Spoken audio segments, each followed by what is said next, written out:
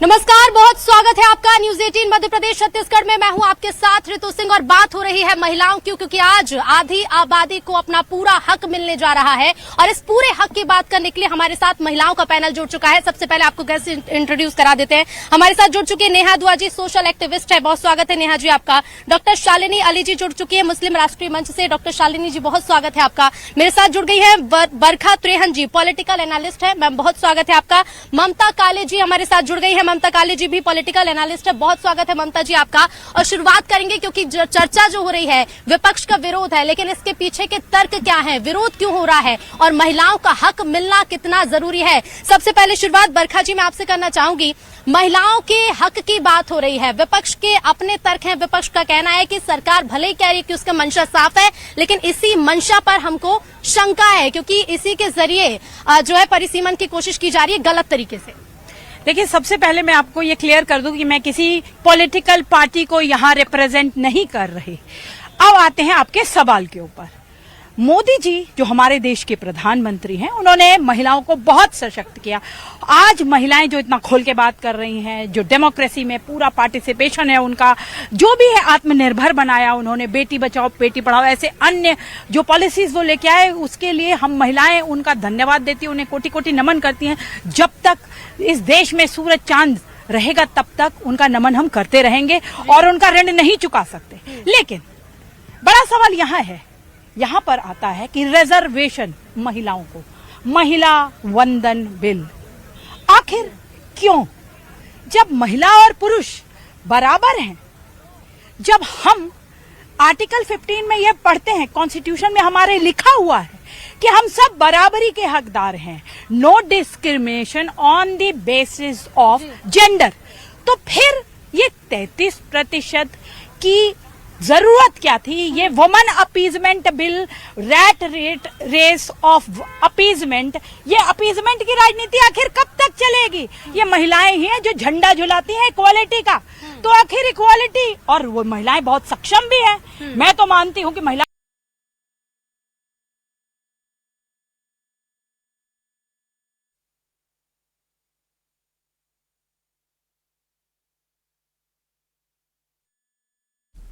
तो महिला आरक्षण या महिला आरक्षण को लेकर के जो चर्चा चल रही है, इस पर एक विशेष बहस पैनल के माध्यम से भी की जा रही है और लगातार इससे जुड़ी हुई कौन रोक सकता है? लेकिन प्रॉक्सी राजनीति अब होगी जिसका दुरुपयोग बहुत ज्यादा बढ़ेगा। महिला का सिर्फ नाम होगा, लेकिन ये तो समय वाली बात है ना मैडम। नहीं, और ये तो पता ही है, वही नेताओं की बेटियां, बहू, वाइफ्स पहुंचेंगी। डिम्पल यादव के क्या क्रेडेंशियल्स हैं, वही महिलाएं पहुंचेंगी, कोई और नहीं पहुंचेगी। साधारण महिला समय, ठीक है, ये समय बताएगा कि इससे महिलाओं का सशक्तिकरण होगा या इससे एक नई राजनीति को जन्म देने की कोशिश की जा रही है। लेकिन इस पर जिस तरह का विरोध देखने को मिल रहा है, ये विरोध कितना जरूरी था या फिर बिना मतलब का विरोध किया जा रहा है? देखिए, विरोध वो लोग कर रहे हैं जो चाहते ही नहीं है कि ये रिजर्वेशन बिल जो है वो ठीक ठाक से लागू हो जाए। पहली चीज, जो पार्टियां हैं जो कि राजनीति अपने राजनीतिक रोटियों को इन्हीं चीजों के वजह से सेकती हैं और टीआरपीस पाती हैं, उनका ये काम होता है। बहनें सशक्त हैं, बहुत अच्छी बात है, और वो सशक्त करने में मोदी जी का हाथ रहा है। उस बहन से पूछिए ना जो गांव में राशन कार्ड में अपना नाम देखती है, उस बहन से पूछिए जिसको पीएम आवास योजना के लिए पैसे मिलते हैं। ये सारे सशक्तिकरण करने के एक तरीका रहा है और वो तरीका चलता रहा है। आज अगर हम बात कर रहे हैं सिर्फ 33% रिजर्वेशन की कि वो आ जाएंगी राजनीति में, बात सिर्फ राजनीति में आने की नहीं है, बात पूरी की पूरी एक सोच को चेंज करने की है। आप उस चेंज को लेकर आ रहे हैं कि आपने राजनीति ही नहीं, हर एक ऐसे मैदान में बहनों को वो मौका दे दिया है। अब देखिए, कांग्रेस और सपा बात करते हैं कि नहीं जी ओबीसी, एससी, एसटी, वो ऐसी तुष्टिकरण करते हैं। हम बात करते हैं कि बहुत अच्छा काम हो रहा है, 40 साल लगे हैं इस बिल को पास होने में, वो पास हो रहा है, उसे लागू हो जाने दीजिए। भूल जाइए कौन से राजनीतिक दल की कौन सी बेटी आ जाएगी। कांग्रेस पार्टी की जो बेटी है प्रियंका गांधी जी, वही आगे तक नहीं बढ़ पाई हैं। वो बात कर रही है, हमारी जो को पैनलिस्ट है वो कह रही है बहनें सशक्त है। मैंने भी यही कहा सशक्त है। सशक्तिकरण तो वहाँ भी दिखाई देता है। डॉक्टर शालिनी जी और बरखा जी, सशक्तिकरण जी, मैं आऊंगी आपके पास, आऊंगी। हाँ जी, बताइए। इनका रिबटल है मैडम। आज हमारी महिलाएं रॉकेट उड़ा रही हैं, बड़ी बड़ी साइंटिस्ट हैं, वैक्सीन बना रही हैं, हर काम कर रही हैं, रॉकेट चला रही हैं, देश भी चला रही हैं ऐसी कुछ महिलाएं, लेकिन वो बेचारी अपने आप वहां नहीं पहुंच पाएंगे, इसलिए 33%। लेकिन इसमें एक लाइन का जवाब ये भी ले लीजिए बरखा जी, एक लाइन का जवाब ये भी है कि महिलाएं वो भी हैं जो सरपंच बनकर तो बैठी है, लेकिन सरपंच का काम उनके पति करते हैं। क्या कहेंगे नेहा जी? मैं यही कहूंगी कि महिला बिल्कुल खुद ही सशक्त है, उसको किसी चीज की जरूरत नहीं है। लेकिन इतने सालों से 70 साल से पुरुष ही क्यों संसद में दिख रहे हैं, क्यों सारी विधानसभाओं में पुरुष ही दिख रहे हैं, महिलाएं क्यों नहीं दिखती हैं? तो महिलाओं को उनका अगर हक मिल रहा है तो किसी को भी प्रॉब्लम होनी नहीं चाहिए। उल्टा हर महिला को तो खुशी खुशी कहना चाहिए कि रिजर्वेशन अगर 33% है तो ये मिलना चाहिए। क्यों? क्योंकि कई बातें बोली जाती हैं कि पुरुषों के वही बहुएं आएंगी राजनीति में या उनकी बेटियां आएंगी। अरे बेटियां आएंगी, बहुएं आएंगी जिनके बेटे आए हुए हैं, जिनके दामाद आए हुए हैं और जिनके भाई भतीजावाद आए हुए हैं, आप उनपे कुछ नहीं कहेंगे। लेकिन महिलाएं आएंगी तो आपके पेट में दर्द हो रही है। तो ये गलत सोच है। मुझे लगता है महिलाओं की सशक्तिकरण पे 40 साल कांग्रेस को सोचते हुए हो गए थे कि इसको लागू किया जाए। उनकी सोच अच्छी थी, कोई बुरी बात नहीं है। तो लेकिन सोच अच्छी होने से कुछ नहीं होता, उसको इम्प्लीमेंट भी करना चाहिए। तो आज अगर प्रधानमंत्री नरेंद्र मोदी उसे इम्प्लीमेंट करने जा रहे हैं और जल्द से जल्द करने जा रहे हैं, तो इसमें प्रॉब्लम क्या है? 30 महीने में 2023 में पास हुआ था, 30 महीने में वो इसे इम्प्लीमेंट करना चाहते हैं और 30 साल में कांग्रेस या और विपक्षी पार्टियां उसको इम्प्लीमेंट नहीं कर पाई। तो क्या ये लगता है कि ये जो 30 महीने हैं, इन 30 महीनों पर ये जो 28 घंटे हो रहे हैं जिसमें ऐतिहासिक फैसला लिया जाएगा, ये 28 घंटे भारी पड़ जाएंगे या फिर इसके पीछे श्रेय लेने की राजनीति इसे कह सकते हैं, इसीलिए विपक्ष इतना हल्ला कर रहा है? ममता जी जी बहुत बहुत धन्यवाद। बड़ा अच्छा लग रहा है, सारी महिलाएं खड़े होकर के एक आवाज में एक सुर में महिलाओं के बारे में बात कर रही हैं। नारी शक्ति वंदन अधिनियम मेरे हिसाब से बहुत साल पहले आ जाना चाहिए था, 40 साल नहीं लगने चाहिए थे। इस देश की आधी आबादी महिलाएं हैं, तो जब आधी आबादी महिला है, घर से लेकर के सब कुछ महिलाएं चलाती हैं, तो संसद क्यों नहीं चला सकती भाई? संसद में क्यों नहीं 33% महिलाएं हो सकती? महिलाएं शक्तिशाली हम जानते हैं, तो क्या शक्तिशाली महिलाओं को संसद में नहीं होना चाहिए? क्या उनको देश नहीं चलाना चाहिए? क्या वो अपने पुरुषों से कम है? वो वाली बात है ना कि हमारी छोरी क्या छोरों से कम है, तो ये नहीं चलेगा। दूसरी बात मैं यहाँ पर ये बोलना चाहती हूँ, देखिए मैंने उम्मीद करी थी श्रीमती सोनिया गांधी जी इस बिल को लेकर के आएंगी। एक महिला 10 साल तक सुपर प्राइम मिनिस्टर रही है ना, लेकिन वो लेकर के नहीं आई। पर मैं उनका दुख समझती हूँ, वो पुरुष प्रधान समाज वाली जो बात है उससे जूझ रही है। ऐसा नहीं है कि मेरा पुरुष भाइयों से कोई नाराजगी है, लेकिन वो अपनी खुद की सुपुत्री को अब जाकर के एमपी बना पाई है, जबकि राहुल 2004 से एमपी हैं। नाउ मैं कल राहुल गांधी जी का एक मोनोलॉग सुन रही थी जिसमें वो कह रहे थे कि मैंने 2018 में प्रधानमंत्री मोदी जी को पत्र लिखा और मैंने बोला कि मोदी जी 2019 में आप ये 33% रिजर्वेशन लागू कर दीजिए। कहते हैं कि हम इसके पक्ष में थे। तो राहुल जी यदि आप इसके पक्ष में थे तो 2004 से 2014 तक इसको क्यों नहीं लेकर के आए? एक बात। दूसरी बात, जो पत्र 2018 में आपने मोदी जी को लिखा कि 1 साल के अंदर आप इसको इम्प्लीमेंट कर दो, वो पत्र आपने स्वर्गीय श्री मनमोहन सिंह जी को 2004, 5, 6, 7, 8, 9, 10, 11, 12, 13, 14 में क्यों नहीं लिखा भाई? लिख सकते थे ना।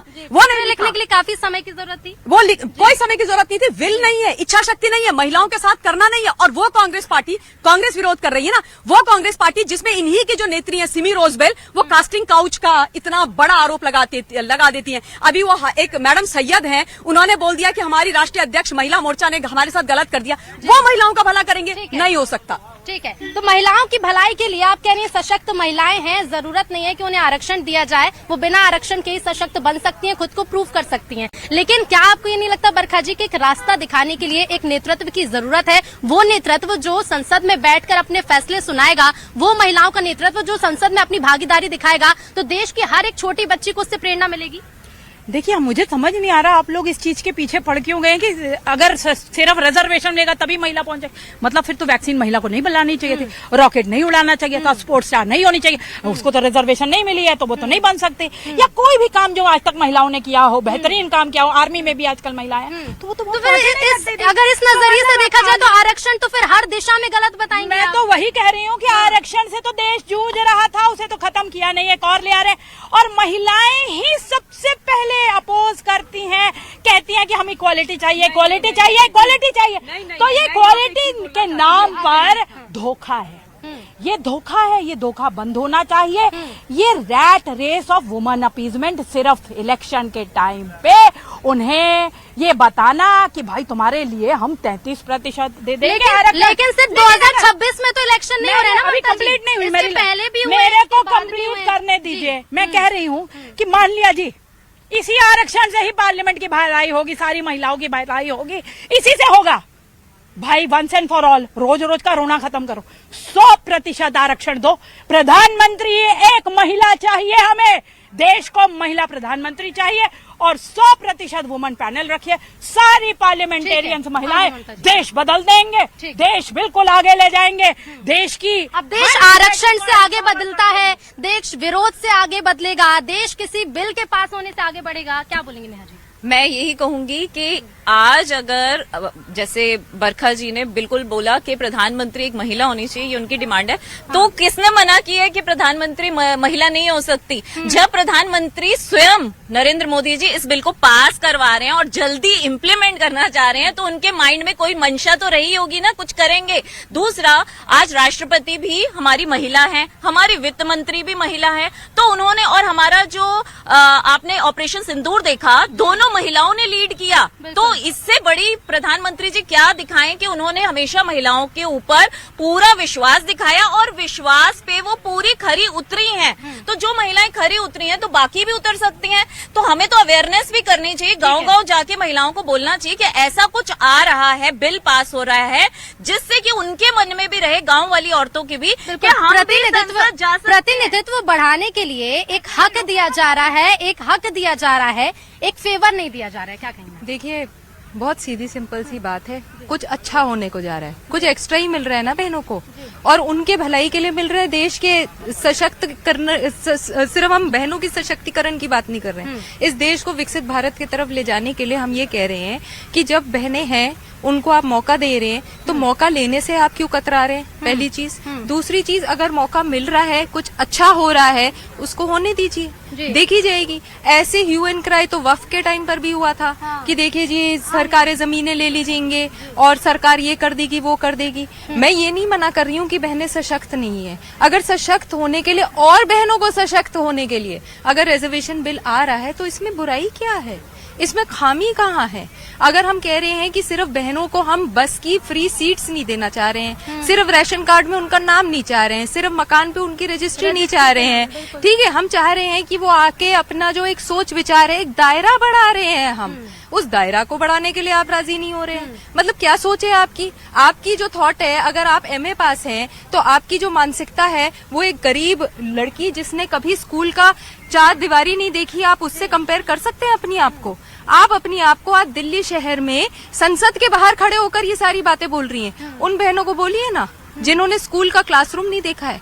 आप उन लोगों को बोलिए ना जो अपनी बेटियों को पढ़ाना नहीं चाह रहे हैं कि 13-14 साल की होगी शादियां हो जाए।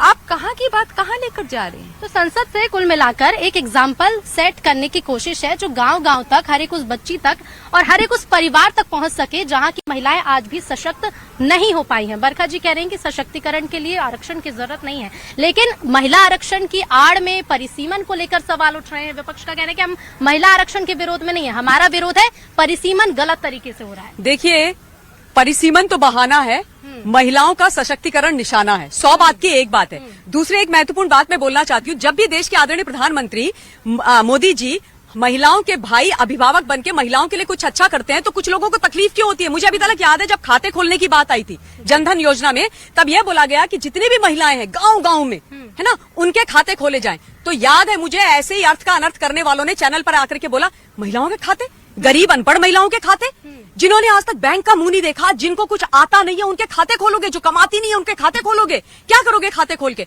आज आप जाइए ना, मैं उत्तराखंड की बेटी हूँ, गांव-गांव में जाइए, हर महिला अपना खाता ऑपरेट करती है। वो महिला है, वो घर में काम करती है, वो घर को चलाती है, तो उसको खाते का अधिकार नहीं है। वो महिला है तो 33% आरक्षण उसको वहां संसद में नहीं मिलना चाहिए। ये कैसी सोच है? और एक चीज और मैं बता दूं, फाइटर पायलट की पत्नी हूँ। इस देश के अंदर आदरणीय मोदी जी ने ही ये सुनिश्चित किया कि भारतवर्ष की बेटी फाइटर पायलट बन सकती है। सरहद में जाकर के नापाक, चीन, सबको लोहे के चने चबवा सकती है, लड़कियों को फाइटर पायलट बनाओ। तो जब नारियों का सशक्तिकरण हर क्षेत्र में हो रहा है तो मुझे नहीं लगता किसी को तकलीफ होनी चाहिए। ये तो बड़ी दुख की बात है। और एक चीज बोलना चाहती हूँ, अभी मेरी एक बहन ने बोला कि 100% महिलाओं को कर दो, फिर वही वाली बात कर दी ना, अर्थ के अनर्थ वाली। या तो 100% महिलाएं कर दो वरना मत करो 33%। ये कौन सा लॉजिक है? ये कोई लॉजिक नहीं होता है। पुरुष भी हमारे भाई हैं, महिलाएं भी भाई हैं, हम एक सिक्के के दो पहलू हैं। दोनों जो लोग हैं, पुरुष और महिला, एक साथ चलेंगे और दोनों को रिप्रेजेंटेशन मिलना चाहिए उनके आधार पर। जी बरखा जी, मैं ममता दीदी की इस बात से बिल्कुल सहमत हूँ कि पुरुष और बहन दोनों एक साथ चलेंगे, बिल्कुल चलेंगे। तो फिर डिस्क्रिमिनेशन किस बात का? महिलाएं भी जाएं, पुरुष भी जाएं, ग्राउंड पे काम करो और पहुंचो पार्लियामेंट। किसने रोका है? तुम्हें रॉकेट चलाने से किसी ने नहीं रोका, तुम्हें स्पोर्ट्स में जाने के किसी ने नहीं रोका, डॉक्टर, इंजीनियर, सीईओ बनने से किसी ने नहीं रोका। तो यहाँ किसने रोक दिया आपको? ग्राउंड में काम करो। जब तुम काम करोगे, देखिए मैं बोल रही हूँ ना, तिलमिलाहट की तरह। अरे तो फिर मेरे को तो रिबटल, रिएक्शन लेने भी आ रही हूँ मैं। आप रिबटल मेरे को जब नहीं दे रहे नहीं थे, बरखा तो जी, फिर आपको पर्याप्त समय दिया गया, आप अपनी बात। तो मैं ये कह रही हूँ कि उनके अंदर बहुत, आप नकारा न समझे महिलाओं को, बहुत योग्य है हमारी महिलाएं, अपने आप पहुंचेंगी, पहुंच के दिखाएंगी। इंदिरा गांधी। तो ऐसे में फिर अभी तक महिलाओं के हित में मेरा सवाल तो उठेगा ना मैम, मेरा सवाल उठेगा कि अभी तक महिलाओं के हित में जितने भी फैसले लिए गए, जितने भी कानून लाए गए, तो क्या वो लाना जरूरी नहीं था? सशक्त महिला खुद हो जाए, महिला कानून का भी सहारा ना ले, महिला अपने हक की बात भी ना करे, महिला सिर्फ इंतजार कर ले कि चलो जो होगा समय पर देखा जाए। आपको थोड़ा अपडेट कर दूं, इस देश में सभी कानून, सभी, एक आधा नहीं, सभी कानून महिलाओं के फेवर में ही है। रही बात इंदिरा गांधी, उसे फेवर नहीं, मैं अगर आप मुझे अपडेट करिए, मैं भी आपको अपडेट करूं, उसे हक कहा जाता है, उसे फेवर नहीं कहा जाता। तो हक कहो तो उन्हीं के हक में है, तो और डिस्क्रिमिनेशन क्यों करेंगे जब उनके लिए तो है ही नहीं।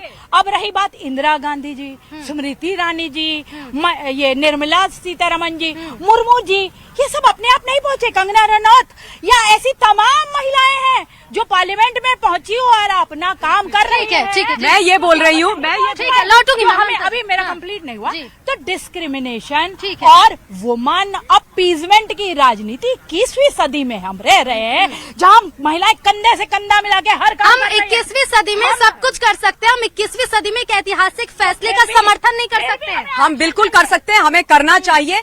इस भारतवर्ष में एक पुरुष प्रधानमंत्री जी आए हैं, वो महिलाओं के बारे में सोच रहे हैं। इससे बड़ा सौभाग्य क्या होगा भाई? मोदी जी हैं तो मुमकिन है, हम सब मोदी जी के साथ हैं। और एक चीज और बोलना चाहती हूँ मैं कि भाई 33% आरक्षण से मैं चाहती हूँ कि और इंदिरा जी और प्रियंका और निर्मला सीतारमण जी और कंगना जी, ये ऐसी महिलाएं संसद में पहुंचे और अच्छी तरीके से अपना विचार रखें। तो इसमें बुराई क्या है? मैं चाहती हूँ कि मेरिट पे हर महिला वहाँ पहुँचे, मेरिट पे पहुँचे, हर हालत में सिर्फ मेरिट पे महिलाएं। अब स्कूलों के जब रिजल्ट देखेंगे ना, जो महिलाएं सशक्त हो रही हैं, देश की छोटी छोटी बच्चियां जो रिजल्ट में अव्वल आ रही हैं, वो दिखा रही हैं कि हम सशक्त हो चुके हैं। लेकिन अब उन्हें जरूरत है कि वो संसद जैसी जगह पर अपनी भागीदारी बढ़ाएं। मैं यही कह रही हूँ, इसका मतलब कि उनको विश्वास नहीं है कि महिलाएं उतनी काबिल हैं, वो मेरिट पे जा सकें। अरे 30-30 साल लग जाते हैं। आप देखिए, महिलाएं नीचे से स्टार्ट करती हैं राजनीति में, मंडल अध्यक्ष से ऊपर आज ऊपर आती हैं प्रधानमंत्री जी के शासनकाल में। उससे पहले मंडल अध्यक्ष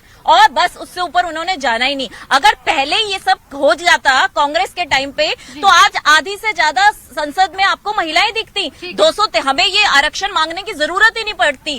तो महिलाएं जो हैं वो सशक्त हैं, लेकिन उनको मौका नहीं दिया जाता। जब उनको लाइन में नहीं खड़ा किया जाएगा, जब उनसे बोला ही नहीं जाएगा आप आगे आओ कुछ करो, तो वो क्या करेंगे? एक दिशा देने की कोशिश है। सीधी सी बात है कि अगर कोई चल रहा है उस रास्ते पर, उसे पीछे बढ़कर उसके पीछे चलने के लिए कुछ महिलाओं को तैयार किया जा रहा है कि चलिए कोई संसद में प्रतिनिधित्व करेगा तो उसके क्षेत्र से आने वाली हर लड़की सशक्त होगी। बिल्कुल सही है और होना भी चाहिए। मैं तो यही कह रही हूँ कि आपने सिर्फ बहनों को जो एक्स्ट्रा बस में सीट्स हैं या ट्रेन में है वहां तक के लिए नहीं सीमित करना है। आपको बहनों को आगे लेकर जाना है, संसद तक इसलिए लेकर जाना है क्योंकि ये हमारी देश की बात हो रही है, हमारे देश के नेतृत्व की बात हो रही है, हमारे देश को विकसित भारत की तरफ ले जाने की बात हो रही है। और ये हम सब जानते हैं कि इस पूरे ब्रह्मांड का जो निर्माण हुआ है वो एक महिला के तरफ से ही होता है। आज वो मौका आ गया है, उसको वो एक गिफ्ट के तौर पे मिल रहा है, मिलना चाहिए और उसका उपयोग करना चाहिए। बिल्कुल। और अब देखना होगा कि क्योंकि ये ऐतिहासिक घंटे होने वाले हैं, 28 घंटे जिसमें संसद में चर्चा की जाएगी इन 3 बिल को लेकर। लेकिन क्या ये नई राजनीति को जन्म देगा, क्या ये विरोध बढ़ता जाएगा या फिर इस बिल का समर्थन बढ़ेगा, ये देखना होगा। नमस्कार।